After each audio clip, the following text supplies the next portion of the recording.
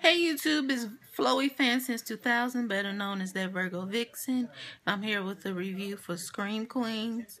The new show on Fox airs Tuesday at 9/8 Central, and I really enjoyed it. I've been trying to get this review up since it started. It's been 4 episodes. The fifth one comes on tonight, and anyway, I just want to go and get into this review as quick as possible. This is the premiere review, and let's get started. It starts in 1995 with a flashback of a girl coming downstairs with blood all over her hands. They go up and they see that this girl is in a bathtub and has had a baby. And she was like, "I didn't know I was pregnant." And basically they're like, "Oh my God, what do we do?" And they like, "Oh my God, TLC Waterfalls is on. I cannot miss my jam. We'll be right back." So they go down, party, come back up, and they're like, "Oh my God, the girl is dead." They're like, "What do we do?" And basically, they're like, "Well, we gotta get the dean." And um, basically, it fast forwards to present day, and Chanel, played by Emma Roberts, I believe, is the queen of the sorority Kappa Kappa Tau. She has her minions, Ariana Grande. She calls them Chanel, like number 3, number 5, or whatever.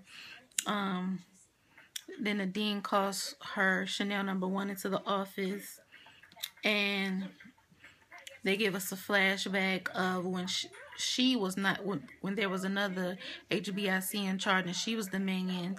And basically the girl ended up dying from an incident where she got spray paint with acid instead of the actual tanning stuff, and ended up dying because of that. And they believe that it was Chanel number 1 who did it, and she was just like, "No, it wasn't me." Even though the girl did diss me and say that she wouldn't allow me to be in the on the trip with her. Basically I had motive, but I didn't do it. Emma Roberts, she seems to be the unlikable character, but I can tolerate her for this role. It's about a red devil who's going around killing people, and the police are just trying to get it under control, but it's killing all the people in the sorority, people just on campus. And the police, they can't figure out what happened, but the family does settle out of court for an amount of money, the family. So that's what happens with that. We get introduced to the girl who was raised by a single father known as Grace. Her and Keke Palmer become friends because they're roommates. And she tells her how she's going to pledge for Kappa Kappa Tau. She tries to get Zayday to she tries to get Zayday to pledge Kappa Kappa Tau, and she's like, "Well, I do want to be president of the United States, so I'll do it." And the red devil keeps making all these appearances, watching people, and I'm like, really? Nobody sees. It's just outside watching people. Nobody notices. But this is kind of like American Horror Story, Scream, and it's very like comical, but still kind of scary at the same time. I really enjoyed it. The mixer starts, and there are tons of girls who want to pledge. Dean Munch and Gigi announced that they have to accept anyone who wants to pledge Kappa Kappa Tau, including the ones who may not be the most, attractive and popular. Everybody who wants to be Kappa Kappa Tau has to be, accepted. The girls who are there are having a fit, especially Chanel number 1, because she wants to make sure that everybody there is fabulous, and just like her, she wants to make it as hard as possible to pledge Kappa Kappa Tau, but no such luck. The pledges: Neck Brace Death, Taylor Swift; Predatory Legs, Keke Palmer, Jennifer, and Grace are the ones who, have to pledge to become a part of the sorority. Chanel goes to see her boyfriend, who is a total douche, and he tells and he tells her she has to stay hot because that's the only way he can date her. He's like, you know, I'm a hot guy, you a hot girl, but we can only be together if we're both hot. You know, I can't be sitting here with the basic chick. You gotta stay hot, or I'm gonna have to go and find somebody else. And she's just like, Chad, please don't leave me, please don't. I want to be popular. I want to be with you. And he's just like, well, you gotta stay hot. You know, if you don't, I'm gonna have to move on. And it was just like, really, you willing to take all of that just to be popular? But whatever.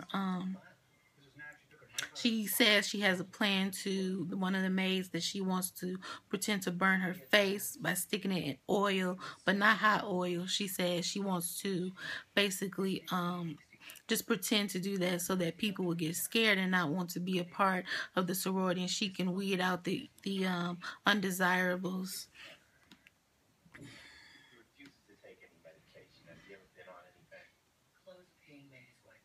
Grace meets this guy Pete at the grind, and you could tell they really like each other.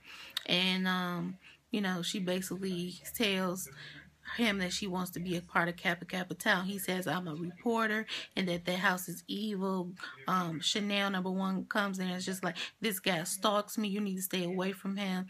And Grace is just like, well, he seems nice. She was just like, yeah, that's what I thought when he stalked me and I had to file charges against him. And you could tell she's just being a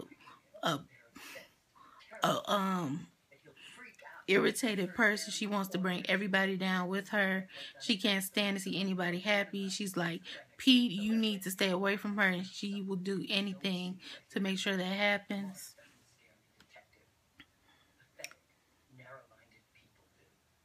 They go to a room, they see a creepy collage of Chanel, and she accuses Mrs. B of being the one of it. She puts her face in the oil, and the fryer is on, so she actually burns her face, and oh my God.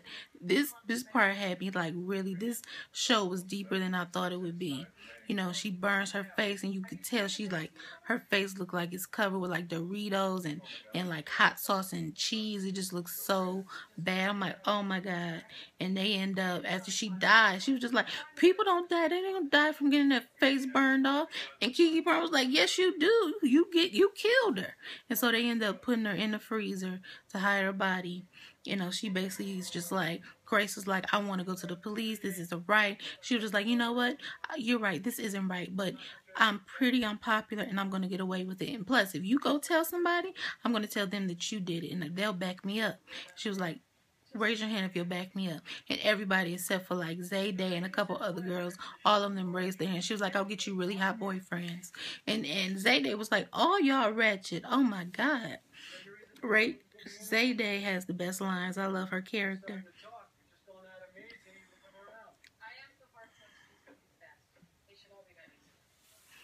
Basically, Pete and Grace go to basically look at the body, examine the body of Mrs. Bean, and they go there and there's no body there. You know, Chad and Chanel show up, and you know, basically they don't see a body either. It's like, oh my God.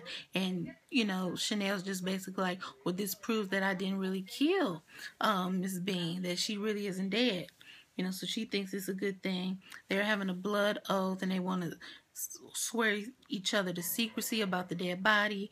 And one of the girls with the earmuffs basically says, I have HPV and I don't think we should do the blood oath. FYI. And she was like, you know what, just forget about this.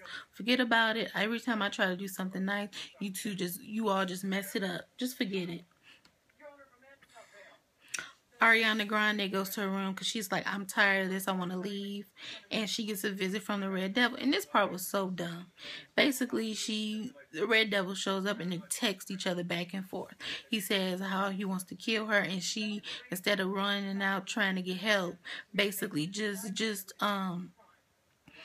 basically allows him to kill her. And before she dies, she's getting ready to send a tweet, but ends up getting impaled by his knife.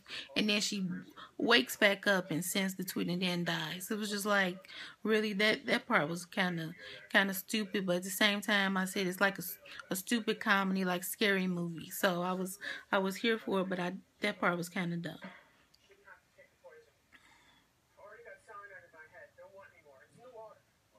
The news is all over town, and they're trying to figure out who the killer is. Grace sees the Red Devil costume in Pete's claws, and he basically is like, "I'm a mascot. That's why I have it there." You know, basically she doesn't want to believe him anymore. Grace goes to the basement where she sees a tub, and that's the tub that was in the beginning of the episode where the girl died. She sees blood in it, and basically Chanel tells her the story. She's just like, yeah, that's what happened with it. And she, at first, were led to believe that it was her who was the baby, but was it her or was it Pete? Basically, they have that set up, and I honestly didn't know. I thought it was Grace at first. Grace's father goes to Dean Munch, and Dean Munch is sleeping with Chad, by the way. I thought that was crazy. He says he loves her, and she's just like, whatever, get out of my bed. And he goes there. He's like, there's a killer on the loose, and I want to be on campus to protect my daughter. And she's just basically like, you're very hot. You're a single man. I'll make sure you have a job on campus. She's flirting with him, and I was just like, wow, she's such a Kruger. She just wants to sleep with every younger man. Basically they say Pete is 19, about to be 20, and that baby was born 20 years ago, so we're led to believe that he was the baby. It's just like, wow. Nick Jonas comes out is gay, and he wants to get in bed with Chad. He's like, can I please get in the bed with you? I'm scared. And he's like, as long as you don't try to touch me, go right ahead. And Chanel comes in and catches them. She's just like, oh my God, he has a boner, you're gay. He was like, no, we're not gay. He's my brother. He wants to sleep in the bed with me. But guess what? I'm hot. Men want me, women want me, and you just better get on board. You know what? I don't want you to get on board. I'm breaking up with you. Goodbye. I was just like, this douchebag, but she tolerates it, so whatever. What else happened? They see Sluts Will Die drawn on the wall in red. We get introduced to Niecy Nash. Niecy Nash and her character is wild and crazy, and her partner gets killed by the Red Devil. Nick Jonas gets killed, then comes to find out he's still alive. He has a little sticker on his neck where he pulls it off. He really wasn't dead. And this episode was very good. I really like Scream Queens. I hope you like this review. Like, comment, and subscribe. I'll be back with my other reviews for episode 3 and 4, so stay tuned for that. Follow me on Instagram and Twitter at ThatVirgoVixen, and I'll see you in my next review.